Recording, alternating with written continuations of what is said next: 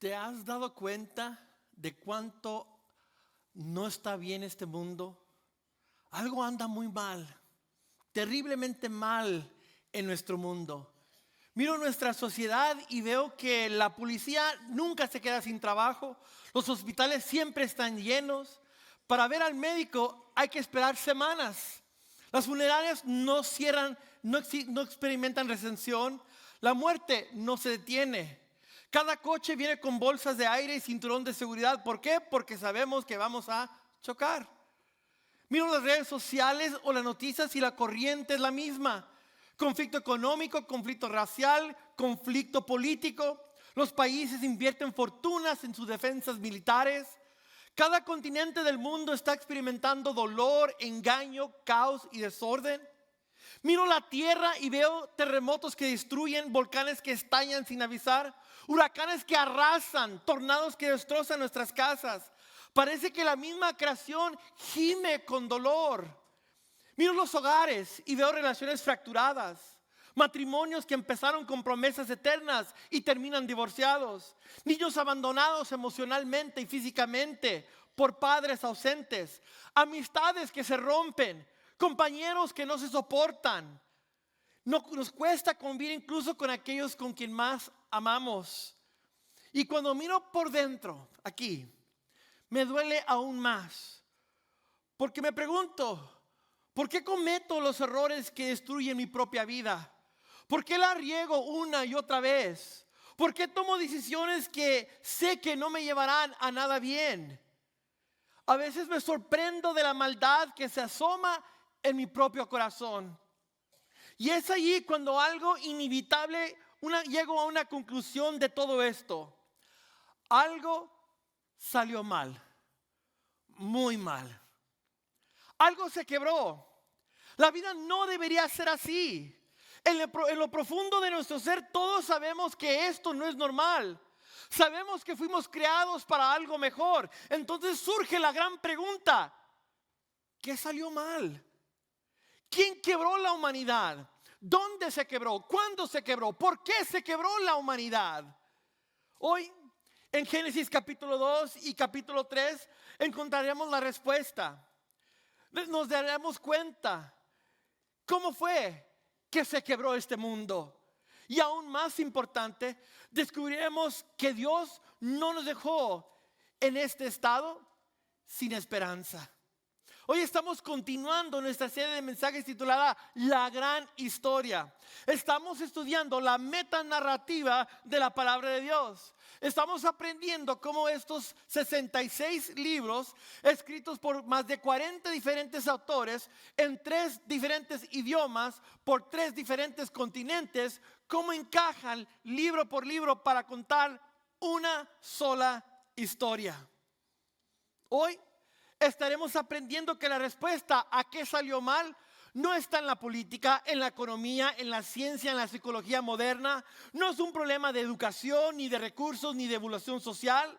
La respuesta está en un jardín, en una serpiente, en una decisión que infectó a toda la creación. Vemos todas esas cárceles llenas, esos hospitales llenos, esas relaciones rotas, esos desastres naturales, ese caos interno que sientes. Todo eso tiene un origen común. No son problemas aislados que necesitan soluciones separadas. Son síntomas de una sola enfermedad que comenzó cuando la humanidad le creyó a una mentira que salió de la boca de una serpiente astuta. Y aquí está la solución que lo cambia todo, damas y caballeros y jóvenes que me escuchan. Si el problema tiene un origen específico, entonces puede tener una solución específica. Si hay un momento en donde todo se quebró, puede haber un momento en donde todo se restaure. Por eso, abre tu Biblia a Génesis capítulo 2 y capítulo 3.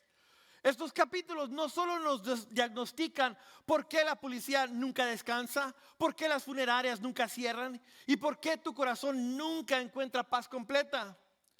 El pasaje de hoy también nos revela el momento exacto cuando todo se quebró, cuando la muerte entró, cuando las relaciones se fracturaron, cuando la tierra fue maldecida.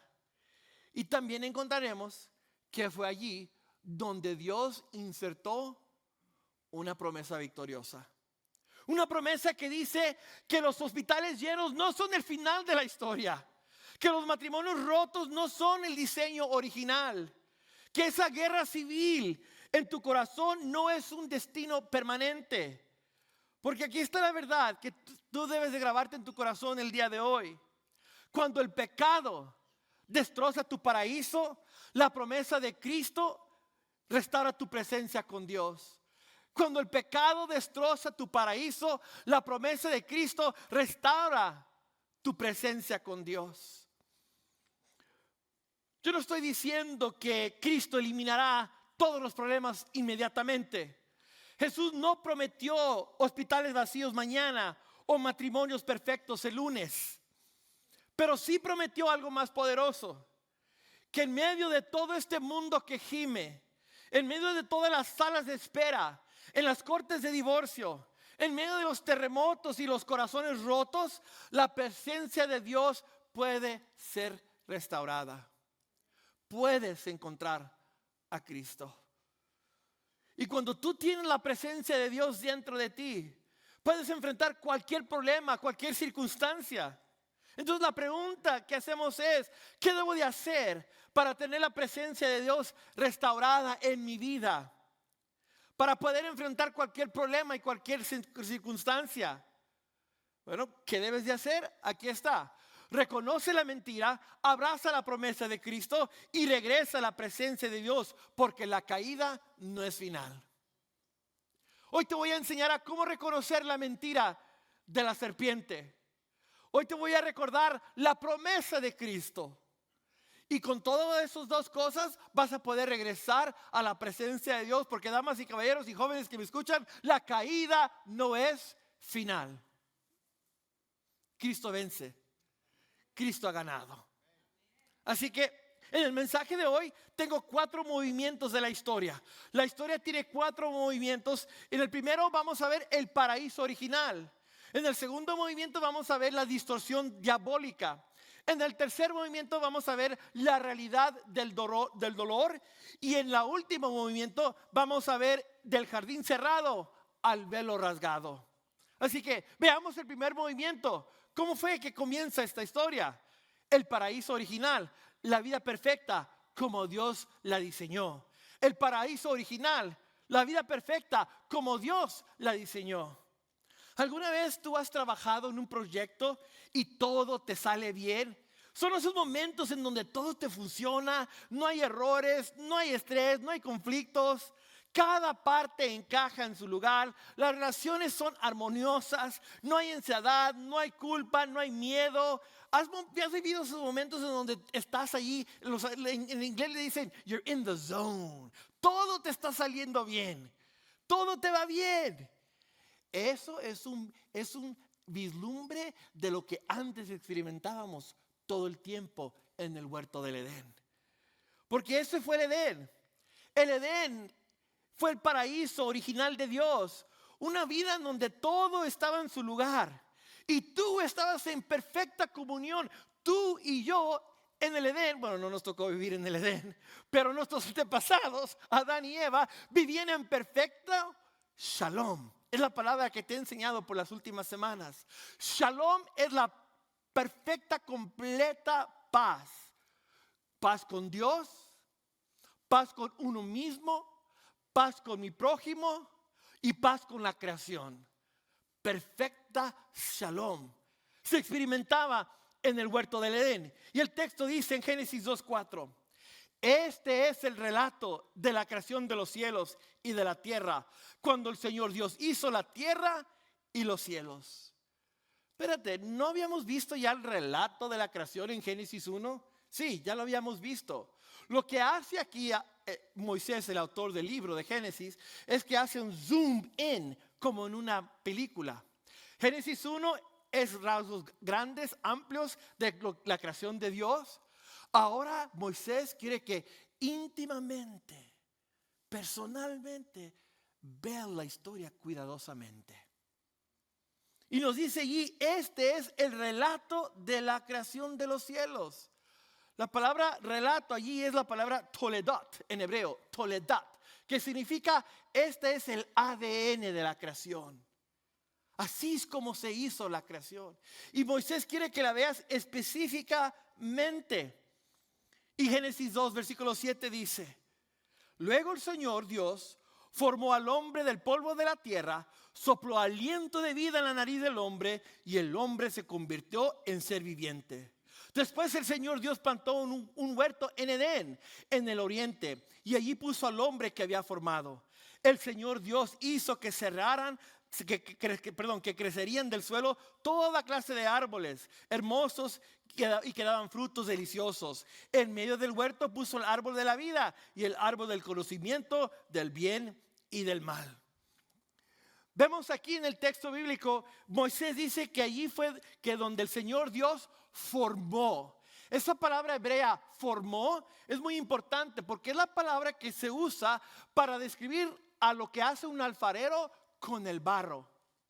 Es decir, Dios artesanalmente formó al hombre y a la creación.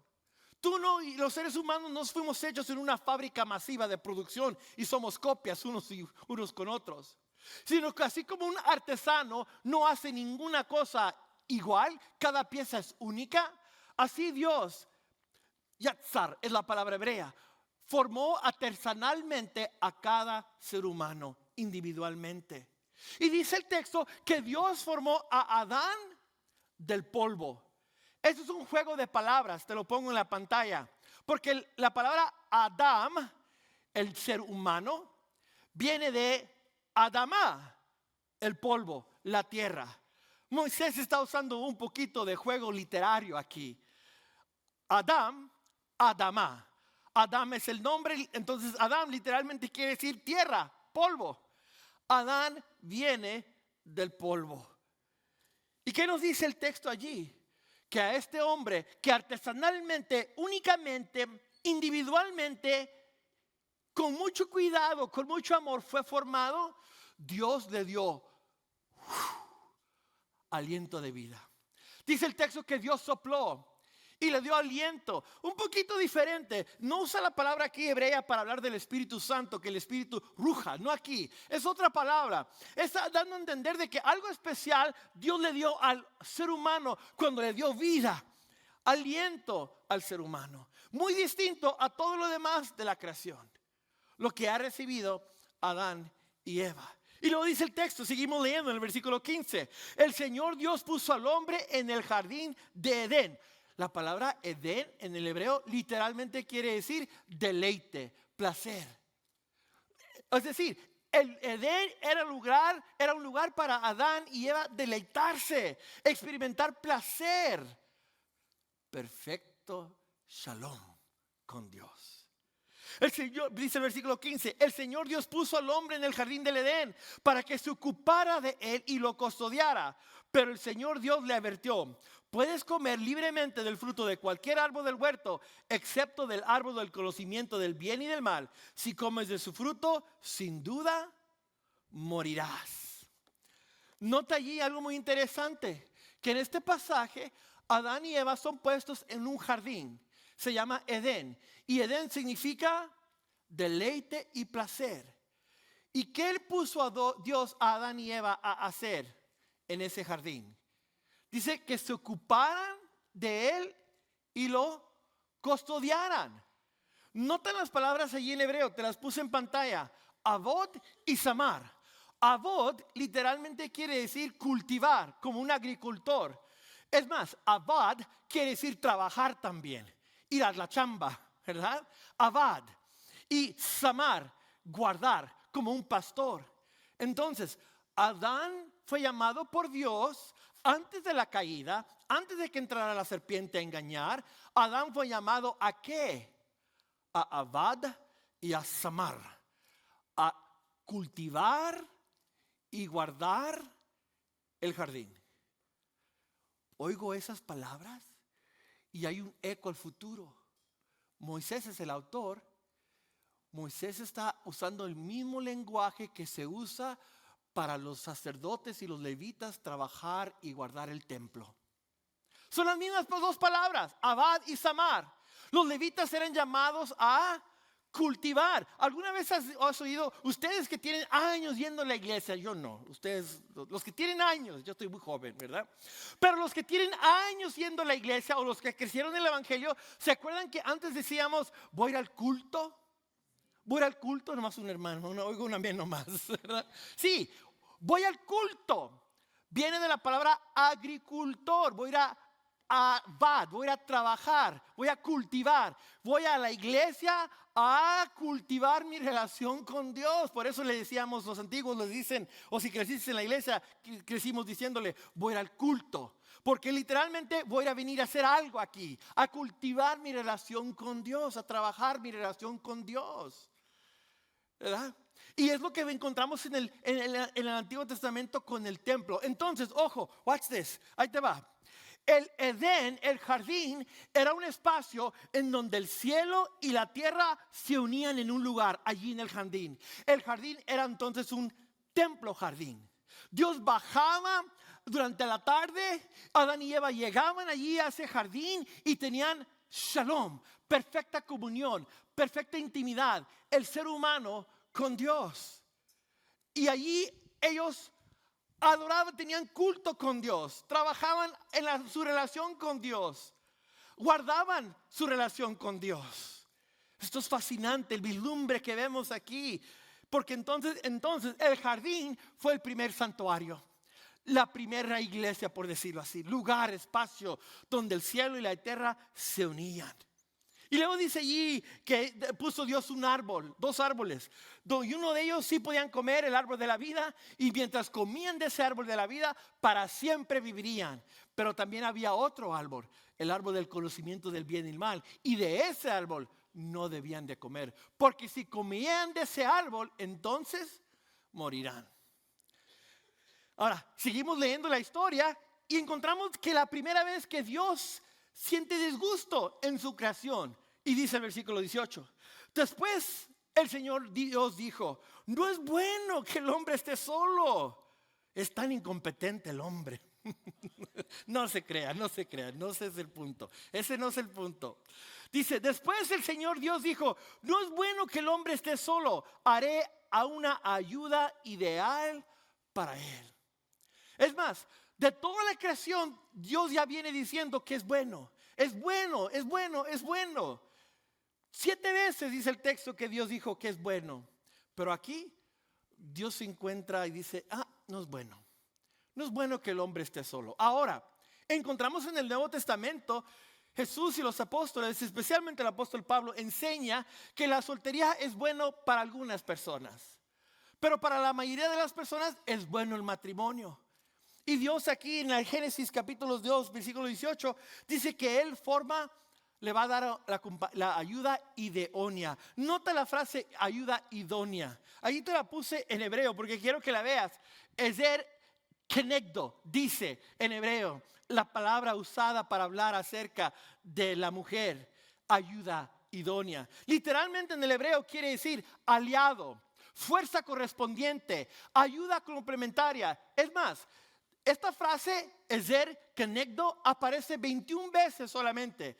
16 de ellas se usa para describir a Dios siendo aliado al ser humano, siendo fuerza correspondiente al ser humano, siendo ayuda complementaria al ser humano. Así que, damas y caballeros, jóvenes que me escuchan, la frase ayuda idónea no tiene nada que ver con inferioridad o ser menos fuerte o menos capaz. Al contrario, si esta frase mismísima se usa para describir a Dios ayudándole al ser humano, qué gran honor Dios le ha dado a las mujeres de ser un aliado a su esposo, una fuerza complementaria, una ayuda correspondiente. Entonces había unidad, había armonía en este perfecto jardín. Y nota lo que Adán dice cuando él ve a Eva por primera vez. Adán dice, la recibe. Mira, yo no sé esa primera cita de Adán y Eva. Imagínate la primera cita, de repente despertar, porque acuérdate, dice que la sacó de una costilla. Se despierta Adán y de repente ¡Wow, man! ¿Qué es esto? ¿Y qué es lo que dice Adán? La primera canción registrada en la Biblia. ¿Sabías que la frase, esta es huesos de mis huesos y carne de mi carne, literalmente es una cancioncita? De allí nacieron los panchos y los trillos y las canciones de amor, ¿verdad? Página blanca fue mi corazón, donde escribimos una página de amor. De allí salieron, sí, la frase de Moisés, perdón, de Adán, donde Adán dice, este es hueso de mis huesos y carne de mi carne, ella se llamará mujer. Es una canción en el hebreo. La primera canción registrada en la Biblia es una canción a la esposa. I'm just saying. I'm just saying, solo estoy diciendo la verdad, ahí está en el texto, ¿verdad? Ahora, varones, si no sabes cantar, no intentes cantar, por favor, ¿verdad? Mejor ve y cómprale un ramo de flores a la señora, ¿verdad? Mejor dale ramos de flores, sí. Ahora, ¿cómo termina el capítulo 22? Perdón, el capítulo 2, ¿y cómo termina nuestra historia? Pues mira lo que dice el versículo 25, hasta este punto. Ahora bien, el hombre y su esposa estaban desnudos, pero no sentían vergüenza.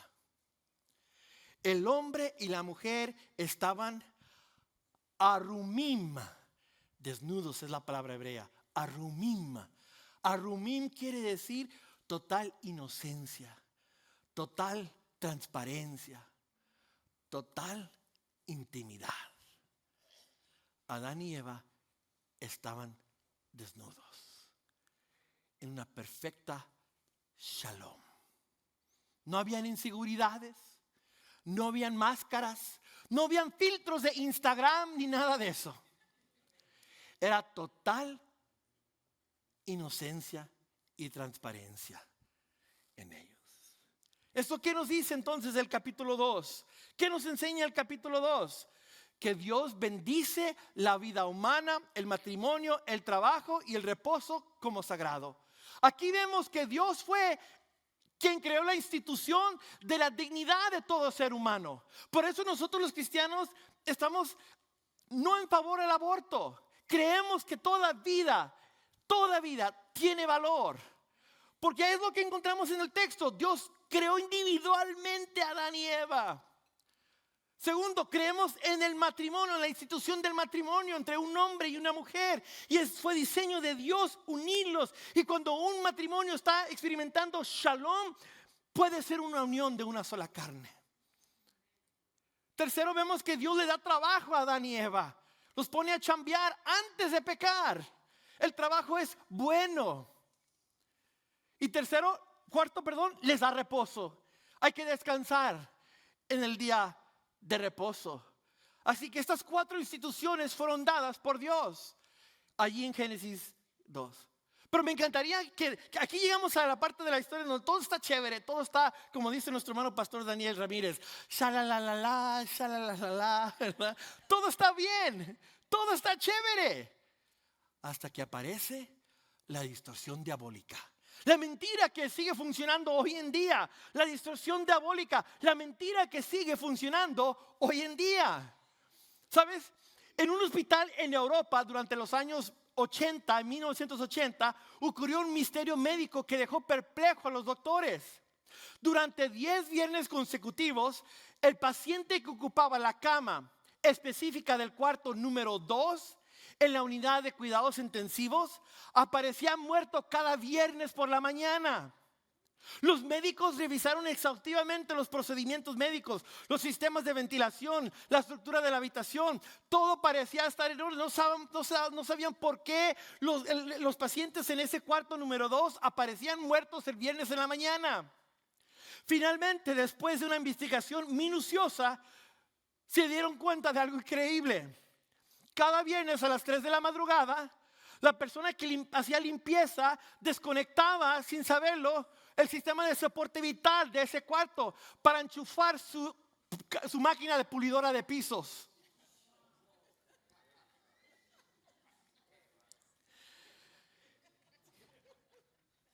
Al terminar su trabajo, se iba a casa ella y amanecía el paciente en la cama número 2, muerto. Damas y caballeros y jóvenes que me escuchan, alguien desenchufó el mundo. Alguien desenchufó el mundo y el mundo entró. Ahí existe el dolor. ¿Quién desenchufó este mundo? Génesis 3 nos dice, y dice el texto. La serpiente era el más astuta. ¿Te recuerdas cómo se dice la palabra desnudo? Te dije arumim. La serpiente era el más astuto. La palabra astuto es arum. Astuto, arum. Desnuda, arumim. Otro juego de palabras. La serpiente era el más astuto de todos los animales salvajes que el Señor Dios había hecho. Cierto día le preguntó a la mujer: ¿de veras Dios les dijo que no deben comer del fruto de ninguno de los árboles del huerto? Claro que podemos comer del fruto de los árboles del huerto, contestó la mujer. Es solo del fruto del árbol que está en medio del huerto del que no se nos permite comer. Dios dijo, no deben comerlo, ni siquiera tocarlo. Si lo hacen, morirán. No morirán, respondió la serpiente a la mujer. Dios sabe que en cuanto coman del fruto se les abrirán los ojos y serán como Dios. Y con el conocimiento del bien y del mal. La mujer quedó convencida. Vio que el árbol era hermoso y su fruto parecía delicioso. Y quiso la sabiduría que le daría. Así que tomó del fruto y lo comió. Después le dio un poco a su esposo que estaba con ella. Y él también comió. Wow. Detente allí. Llegamos al punto en donde la historia introduce al antagonista de la historia, la serpiente. Ahora esta palabra serpiente, te la puse en la pantalla, es la palabra nakash. Ahorita hay un debate que si realmente la serpiente es un animal que así, ¿verdad? Como la serpiente que habla. ¿Los animales hablan? No, los animales no hablan. ¿Fue un animal que milagrosamente de alguna manera llegó a hablar? Es posible. Pero nota la palabra nakash, como sustantivo significa serpiente, pero como adjetivo, porque tienen la misma raíz, puede significar brillante o ser divino brillante. Así que hay teólogos que dicen que realmente la serpiente es una metáfora para un ser divino, un ser espiritual poderoso. Bueno, eso tiene sentido. ¿Por qué? Porque cuando vemos a través de toda la Biblia, ¿quién es esta serpiente? Pues nos damos cuenta que en el libro de Apocalipsis, capítulo 12, versículo 9 dice: este gran dragón, la serpiente antigua llamada Diablo o Satanás, el que engaña al mundo entero, fue lanzado a la tierra junto con todos sus ángeles. Ok, ya sabemos cómo fue que la serpiente apareció en la tierra. Cuando se reveló este ser divino, Dios lo expulsó a la tierra. Ok. Luego mira lo que dice Apocalipsis 20. Luego vi un ángel que bajaba del cielo con la llave del abismo sin fondo y una pesada cadena en la mano. Sujetó con fuerza al dragón, la serpiente antigua, quien es el diablo, Satanás. Y lo encadenó por 1000 años. Bueno, entonces, es posible que sea un animal que fue habitado por Satanás y a través de ese animal habló. Es posible. O es posible que es una metáfora nada más, dando a entender, representando a la serpiente antigua, el dragón, a Satanás. No sabemos, pero sabes, no es importante también llegar a ese punto de saber cuál de los dos es. Lo que sí sabemos es lo que vino a hacer. ¿Vino a qué? ¿Nos dice el texto vivo? ¿Nos dice el texto? Vino a darle una sugerencia, ponerle una sugerencia en el oído a Eva. Quiero que veas lo que el diablo hace.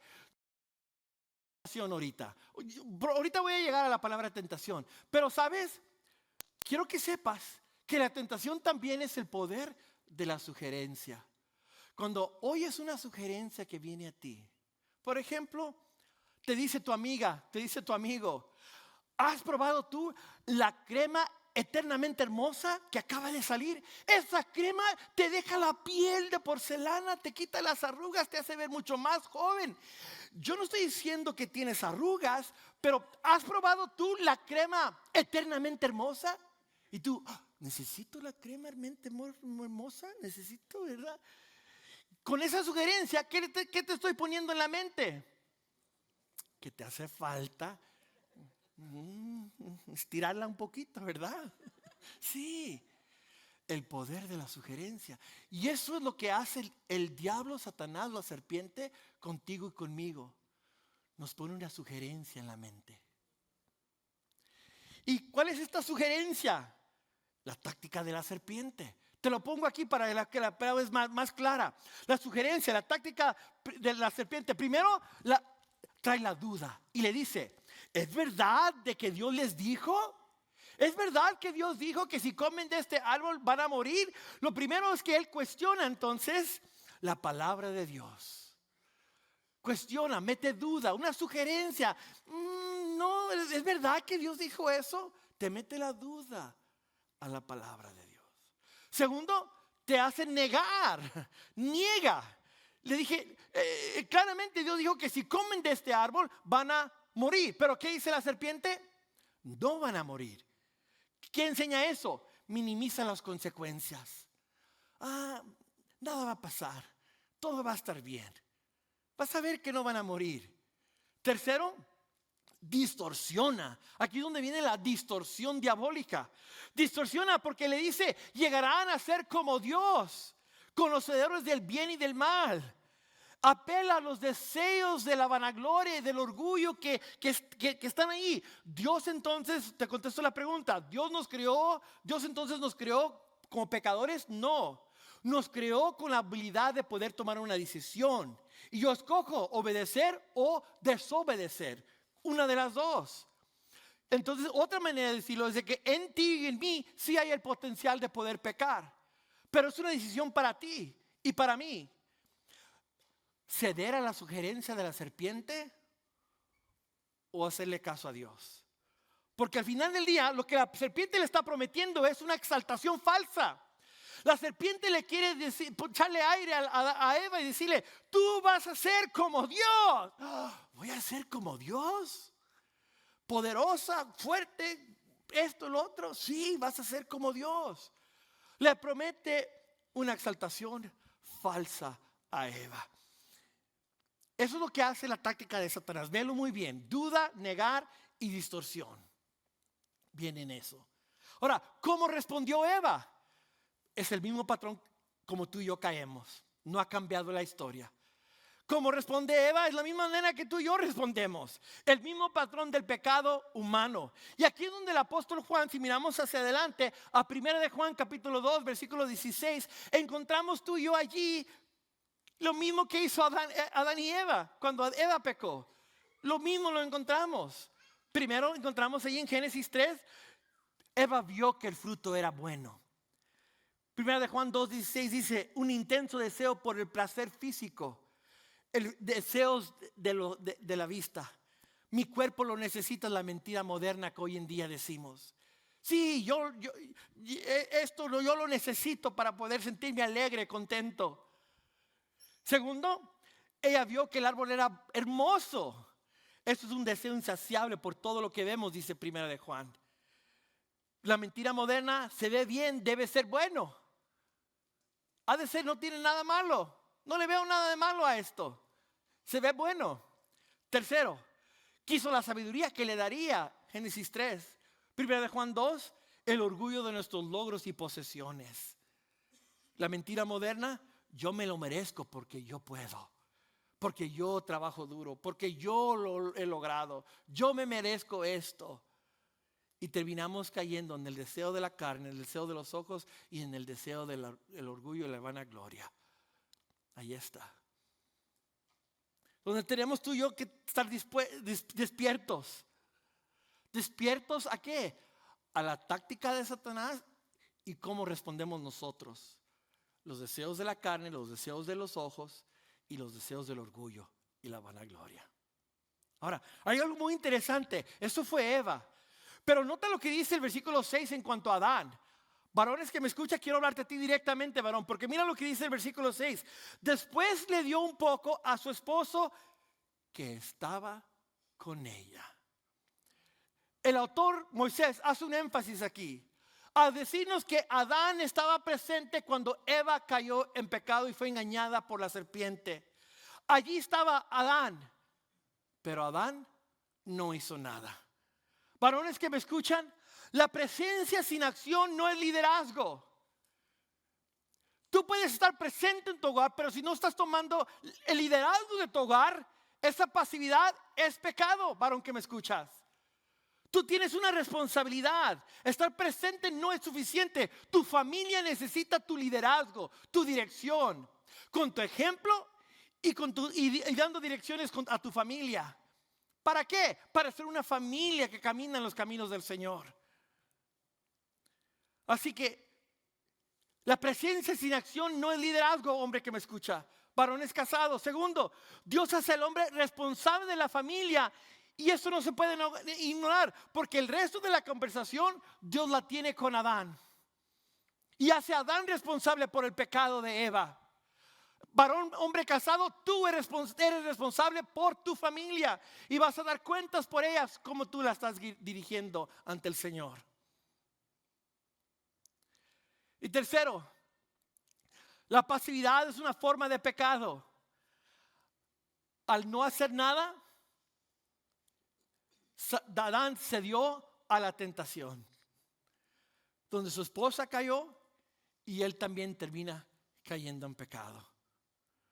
Así que aquí está como resumo la caída, la distorsión diabólica.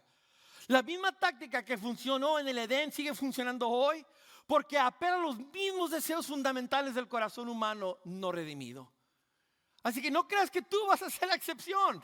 Oyes, si el hombre más sabio del mundo, Salomón, cayó en pecado, el hombre con el corazón más inclinado a Dios, David, cayó en pecado, ¿verdad? Y Moisés también cayó. No creas que tú también no vas a caer. Ten cuidado. ¿Sabes? El poder de la sugerencia. Nos llega una sugerencia al oído de la serpiente y la pregunta es, ¿qué vas a hacer tú? Entonces, yo te pregunto ahorita en estos momentos, ¿qué mentira te está dando a ti la serpiente hoy en día? ¿Qué mentira te está contando a ti la serpiente y tú estás dándole lugar a caer en pecado con la serpiente? La sugerencia es tan sutil. ¿Sabes? A mí me encanta la fotografía. Es una manera en la que yo me desestreso. Me gusta ir al bosque, me gusta viajar y tomar fotos. Y aquí es una foto de mi cámara tomando una foto de mí, del bosque.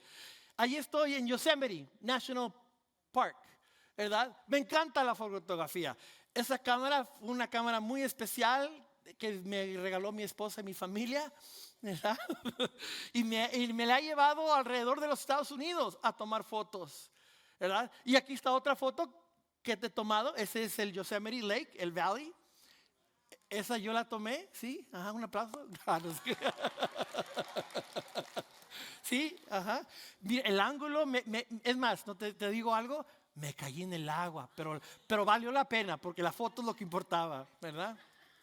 Otra foto también que he tomado en Mount Zion National Park, ajá, sí, ¿sabes? ¿Y sabes qué? Ojo, ponme la foto con la cámara, por favor. ¿Sabes qué? Ojo, las sugerencias de la serpiente son tan astutas que yo quiero aprender a usar mi cámara y sacarle el mayor provecho posible. Así que yo me uní en el Facebook a unos grupos de fotógrafos. Y allí dan consejos, cómo sacarle el jugo a tu cámara, cómo mejorar, cómo sacar esto que el otro. Y tú subes tu foto y la comunidad en Facebook del grupo te la critica y te dan consejos.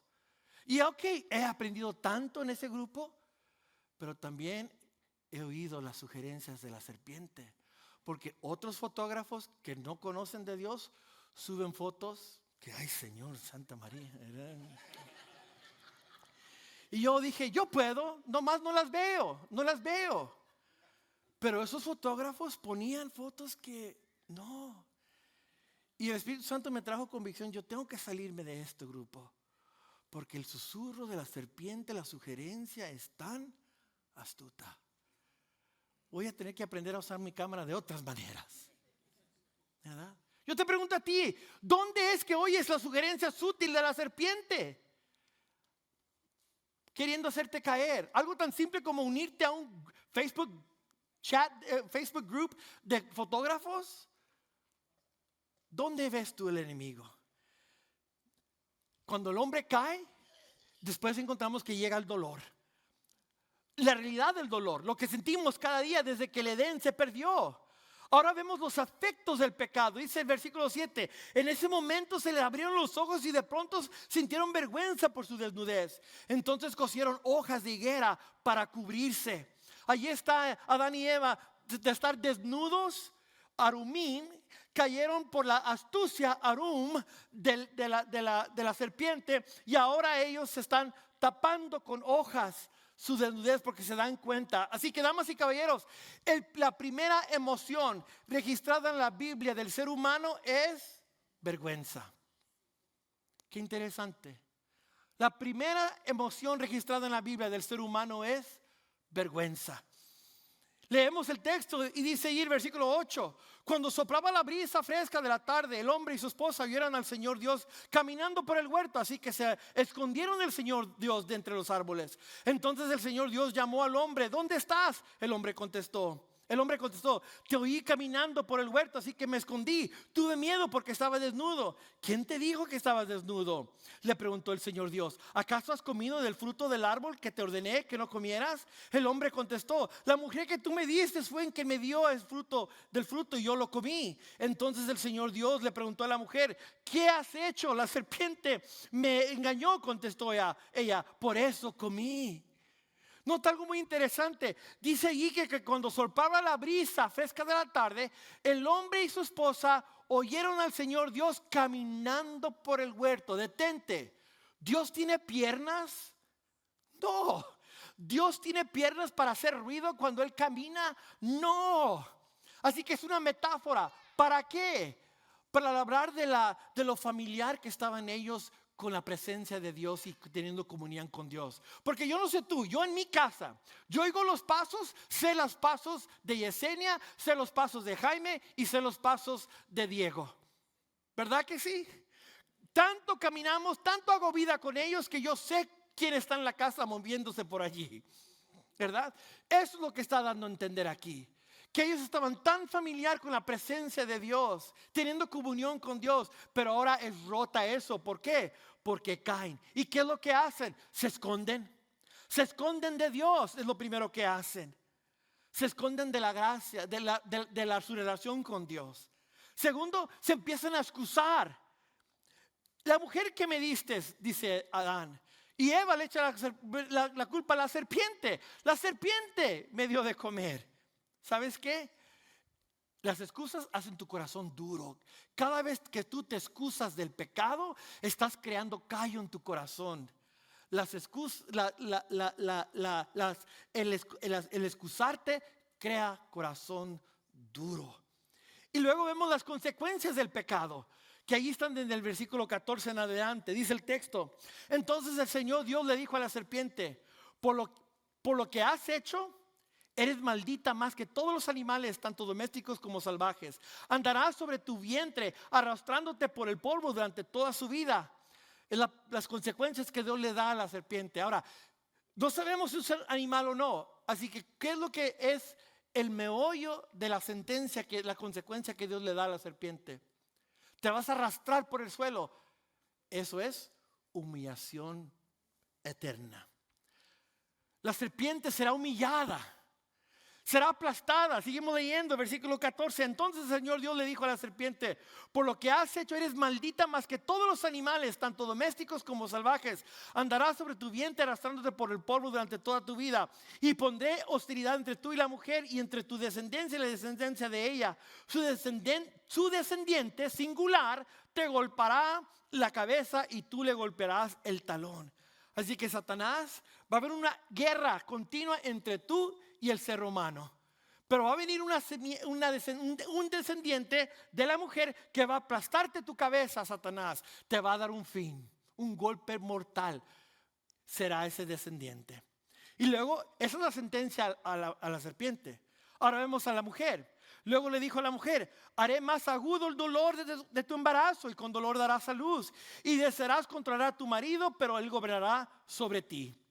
Las dos consecuencias de la mujer fue que ahora vas a dar a luz con lágrimas y con dolor. Yo no sé tú, pero a mí me tocó ver el nacimiento de mis 2 hijos y gloria a Dios por las hermanas, por la mujer. Porque eso es heavy duty, ¿verdad que sí? Gloria a Dios. Sí. Dolor. Y número 2, dice allí que tu deseo será controlar a tu marido. Hay una guerra de voluntades de ahora en adelante entre el esposo y la esposa. Una guerra de voluntades. Y luego viene la consecuencia para el hombre. Verso 17. Y al hombre le dijo: dado que hiciste caso a tu esposa y comiste del fruto del árbol del que ordené que no comieras, la tierra es maldita por tu culpa. Toda tu vida lucharás para poder vivir de ella. Te producirá espinos y cardos, aunque comerás de sus granos. Con el sudor de tu frente obtendrás alimento para comer hasta que vuelvas a la tierra de la que fuiste formado. Pues fuiste hecho de polvo y al polvo volverás. Nota las consecuencias del hombre. El hombre, primero, la tierra es maldecida. La tierra ahora experimenta caos y terremotos y huracanes y volcanes y todo eso. La tierra es maldecida. Segundo, dice que la enemistad entre el hombre y la tierra va a existir ahora. Ahora la tierra va a dar espinas y cardos y no va a querer dar su fruto. Acuérdate, el hombre originalmente fue puesto para someter la tierra. Ahora la tierra no quiere someterse. La tierra rebelde, respinga en contra del hombre, del ser humano. Pero dentro de estas sentencias que Dios da, damas y caballeros, nota el versículo 15, allí es donde está la esperanza. En el verso 15 dice que va a venir el descendiente que va a aplastarle la cabeza a la serpiente. Ese hombre que va a venir, y sabemos quién es Cristo Jesús, quien venció. Ahora, hay una conexión aquí de la sentencia de Satanás. Ojalá no te pierdas esto. La sentencia de Satanás y cómo Jesús reversa la sentencia y nos hace libres. ¿Por qué? Porque Cristo en el huerto y en la cruz encontramos que en ese jardín, en ese primer jardín, Adán fue expulsado. Pero Cristo nos da entrada a ti y a mí al nuevo jardín. Vemos ahora que la tierra produce espinas en contra de nosotros. Jesús fue puesto una corona de espinas y Él cargó la maldición. Dice el texto que Él fue colgado en la cruz, en un madero, y se hizo maldición por ti y por mí. Y luego, ¿cómo termina el texto diciéndole a Dios, al hombre? Porque polvo eres y polvo te convertirás. En otras palabras, vas a morir. Adán, Cristo no se convirtió en polvo cuando Él murió. Él resucitó de entre los muertos. Entonces Jesús reversa los efectos de la caída. Por eso te digo, la vergüenza te esconde, el miedo te paraliza, las excusas te endurecen, el pecado deja espinas, pero Jesús aplasta a la serpiente. Y Dios te pregunta: oye, a ti, ¿de dónde estás? Ven a mí, recibe mi bendición, recibe mi salvación. Eso es lo que el Señor nos ofrece a ti y a mí. Así que el Señor nos abre el camino a regresar al jardín. Y aquí es donde aterrizamos el avión, porque del jardín cerrado al velo rasgado. Del jardín cerrado al velo rasgado. ¿Y cómo termina la historia? Verso 21. Y el Señor Dios hizo ropa de pieles de animales para Adán y a su esposa. Luego el Señor Dios dijo: miren, los seres humanos se han vuelto como nosotros, con conocimiento del bien y del mal. ¿Y qué ocurrirá si toman el fruto del árbol de la vida y lo comen? Entonces vivirán para siempre. Así que el Señor Dios los expulsó del jardín del Edén y envió a Adán a cultivar la tierra del cual él había sido formado. Después de expulsarlos, el Señor Dios puso querubines poderosos al oriente del jardín y de Edén, y colocó una espada de fuego ardiente y destallaba al moverse de un lado al otro, a fin de custodiar el camino hacia el árbol de la vida.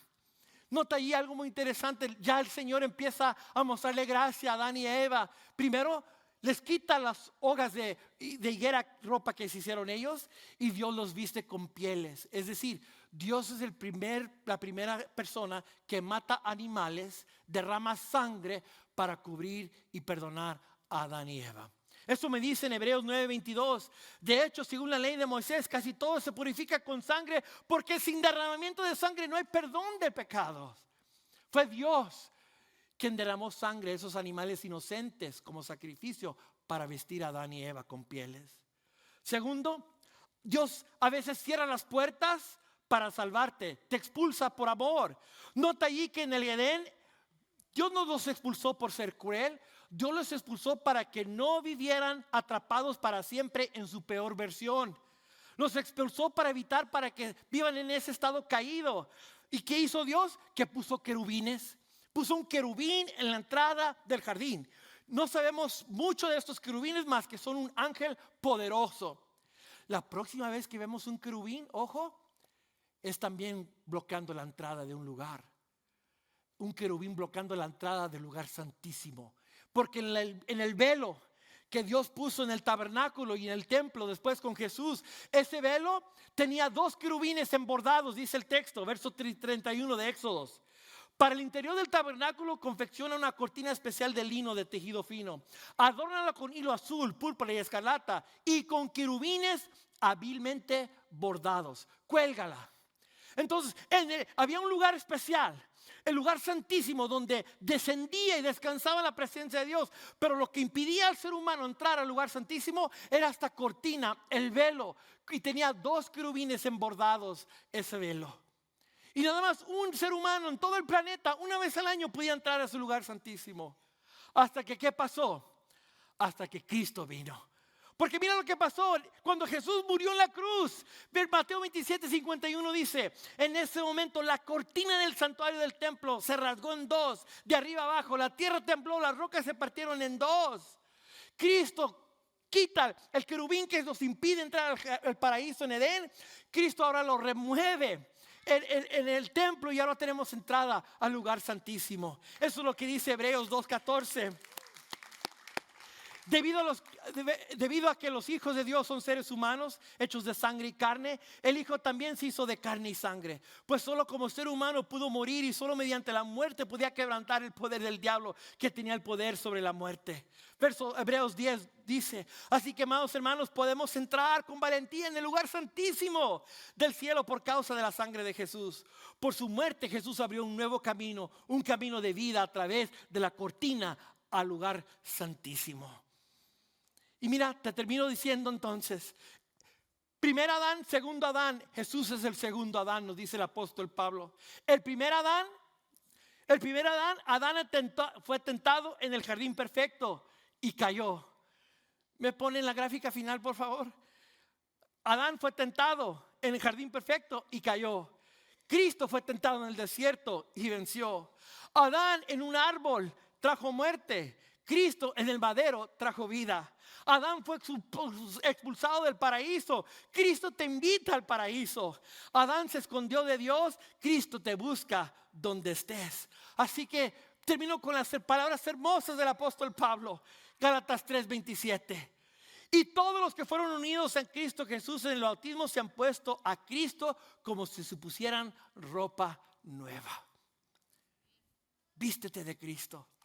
¿Y cómo se mira vestirme de Cristo?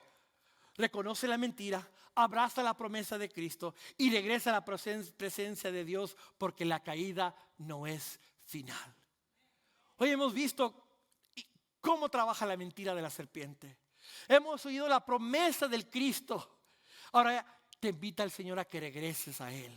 ¿Y cómo regresas? Simplemente creyendo que Jesucristo es el camino a la vida eterna. Padre, gracias te doy por este día. Gracias te doy por tu palabra. Gracias te doy por habernos hablado en el día de hoy, Señor. Y Padre, no dejamos de menos reconocer tu grandeza en nuestras vidas al tu obrar y darnos entrada al paraíso que Dios había perdido. Padre, yo no sé si mis hermanos y hermanas están, algunos de ellos, entreteniendo las sugerencias útiles del enemigo y cayendo en tentación, Señor. Hoy, Padre, al ellos haber oído tu palabra, sé tú, Señor, en ellos, habilitándolos a reconocer la mentira y escogiendo la vida y la verdad y la obediencia en ti, Señor. Padre, yo oro, Señor, que podamos encontrar esa shalom en Cristo Jesús, Padre. Es nuestra oración, Señor. En el nombre de Jesús. Amén.